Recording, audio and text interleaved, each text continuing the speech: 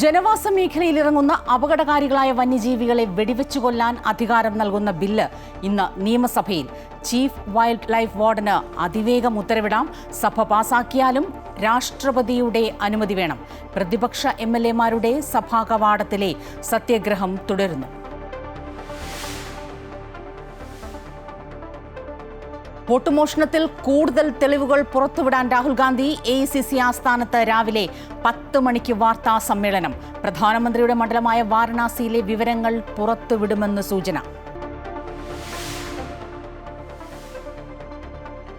Kozhikode medical college ആശുപത്രിയിലെ ICU പീഡനക്കേസിൽ ആരോപണ വിധേയരെ സർവീസിൽ തിരിച്ചെടുത്തതിൽ പ്രതിഷേധം ശക്തം. വീണ്ടും സമരത്തിനിറങ്ങാൻ അതിജീവിത. പ്രിൻസിപ്പാളിന്റെ ഓഫീസിന് മുന്നിൽ സമരം നടത്തും. തിരിച്ചെടുത്തത് കോടതി നിർദ്ദേശപ്രകാരമെന്ന് ആശുപത്രി അധികൃതർ.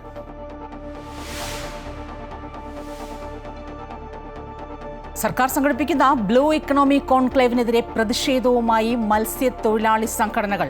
അടിസ്ഥാന പ്രശ്നങ്ങൾ പരിഹരിക്കാതെ മത്സ്യബന്ധന മേഖലയിൽ സർക്കാർ കോടികൾ ചെലവഴിക്കുന്നുവെന്ന ആക്ഷേപം. കോൺക്ലേവ് നടക്കുന്നത് ഇന്നും നാളെയുമായി. കാസർഗോഡ് മലപ്പച്ചേരിയിൽ രോഗബാധിതരായ നിർധന കുടുംബത്തിന് കേരള ബാങ്കിന്റെ ജപ്തി ഭീഷണി. ഏലിയാമ്മ തോമസിന്റെ കുടുംബത്തിന് ലഭിച്ച നിർദ്ദേശം ഈ മാസം 22-നകം വീട്ടിൽ നിന്ന് താമസം മാറ്റാൻ. ലോക അത്ലറ്റിക് ചാമ്പ്യൻഷിപ്പിൽ സ്വർണ്ണ പ്രതീക്ഷയോടെ Neeraj Chopra. Javelin throw final വൈകിട്ട്. പാകിസ്ഥാൻ താരം അർഷാദ് നദീമും ഫൈനലിൽ.